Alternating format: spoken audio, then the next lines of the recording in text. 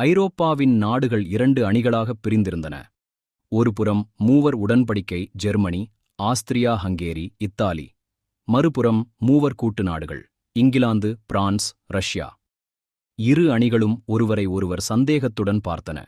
எங்கள் நாடே உலகிலேயே சிறந்த நாடு என்று ஒவ்வொரு நாட்டினரும் பெருமையுடன் கூறினர். ஆனால் அந்த நாட்டுப்பற்று மெதுவாக வெறியாக மாறியது. இங்கிலாந்தின் ஆரவாரமான நாட்டுப்பற்று, பிரான்சின் அதிதீவிர நாட்டுப்பற்று, ஜெர்மனியின் வெறிகொண்ட தேசிய உணர்வு, இவை அனைத்தும் போர் மனப்பான்மையை உருவாக்கின.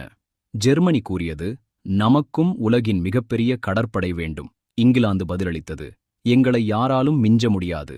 இரு நாடுகளும் கப்பற்படையை வேகமாக விரிவுபடுத்தின. போட்டி மேலும் பதற்றமாக மாறியது. பிரான்ஸ் ஒருபோதும் மறக்கவில்லை தன்னிடமிருந்து பறிக்கப்பட்ட ஆல்சேஸ் லொரைன் பகுதியை. அந்த நிலப்பகுதி குறித்து ஜெர்மனிக்கும் பிரான்சுக்கும் இடையே பகை தொடர்ந்து வளர்ந்தது. ஆப்பிரிக்காவின் மொராக்கோ பகுதியை யார் கட்டுப்படுத்துவது?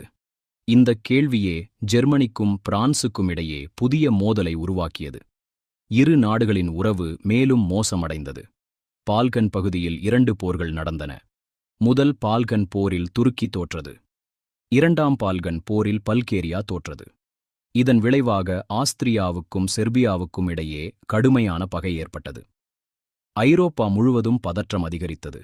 ஒரு குண்டுச் சத்தம். உலகமே அதிர்ந்தது. 1914 ஜூன் 28. ஆஸ்திரியாவின் இளவரசர் பிரான்ஸ் பெர்டினாண்ட் தனது மனைவியுடன் பயணம் செய்து கொண்டிருந்தார். அப்போது ஒரு இளைஞன் துப்பாக்கியால் சுட்டான். இளவரசர் கொல்லப்பட்டார். அந்த ஒரு சம்பவம் ஏற்கனவே கொதித்துக் கொண்டிருந்த ஐரோப்பாவை முழுமையான போருக்குள் தள்ளியது.